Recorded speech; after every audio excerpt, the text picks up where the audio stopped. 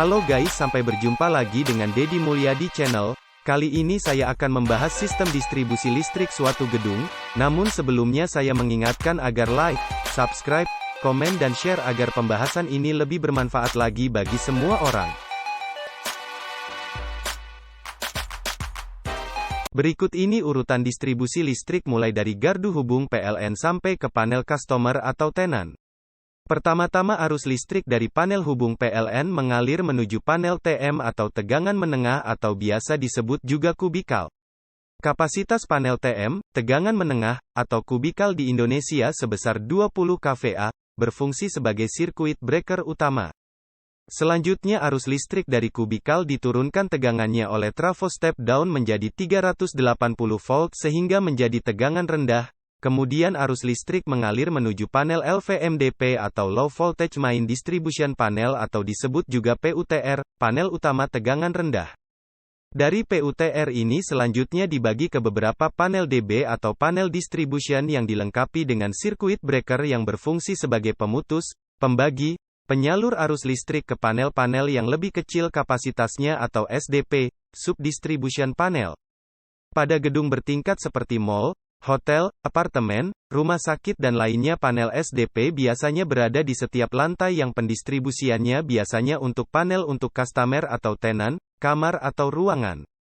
Panel utility atau equipment, panel lampu penerangan dan stop kontak.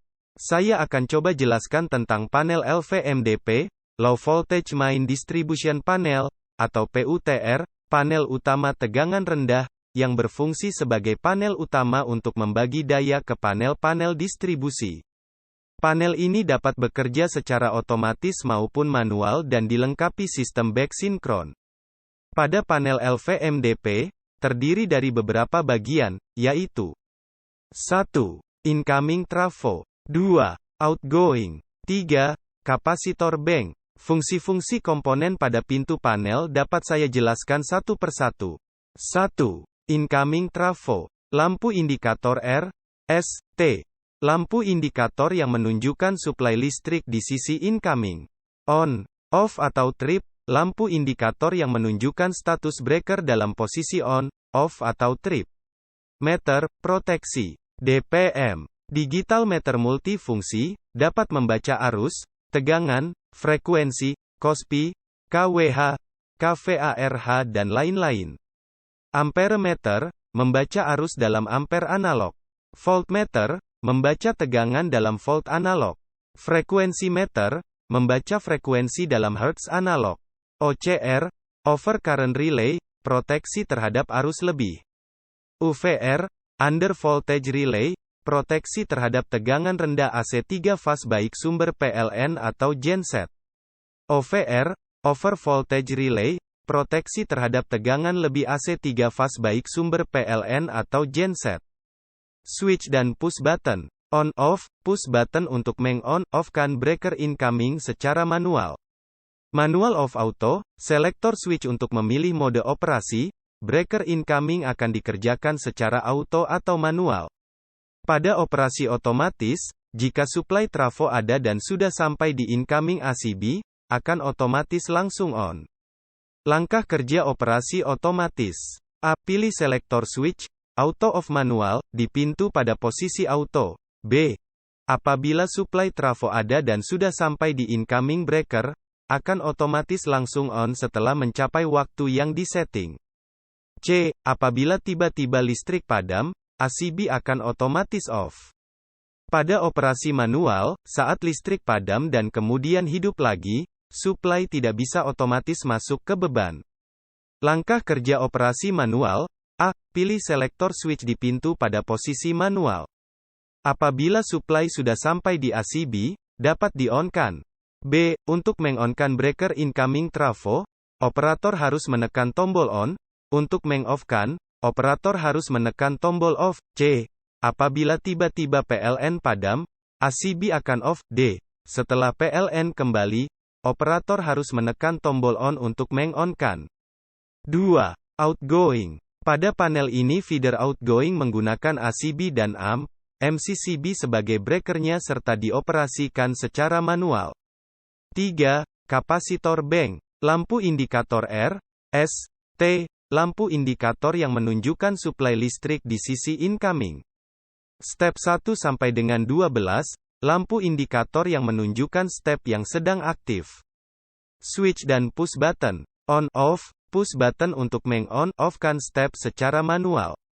Auto-off manual, selektor switch untuk memilih mode operasi, step kapasitor akan dikerjakan secara auto atau manual.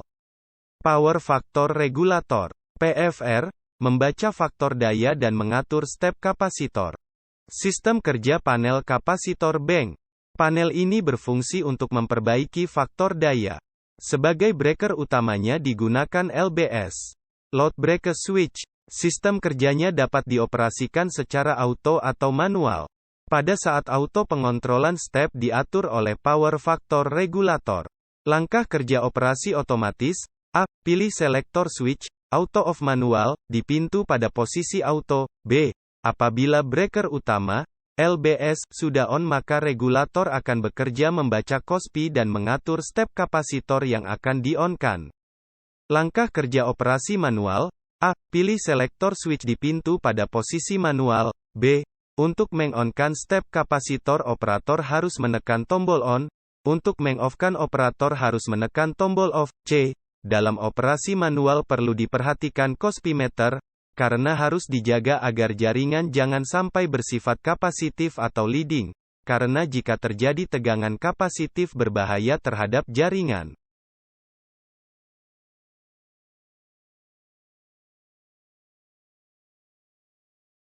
Selain incoming trafo, outgoing dan kapasitor bank, pada panel LVMDP, pada sebuah gedung biasanya terdapat sumber listrik cadangan yaitu sumber listrik yang berasal dari genset, yang berfungsi membackup ketika listrik dari PLN mati sehingga operasional gedung tidak terganggu.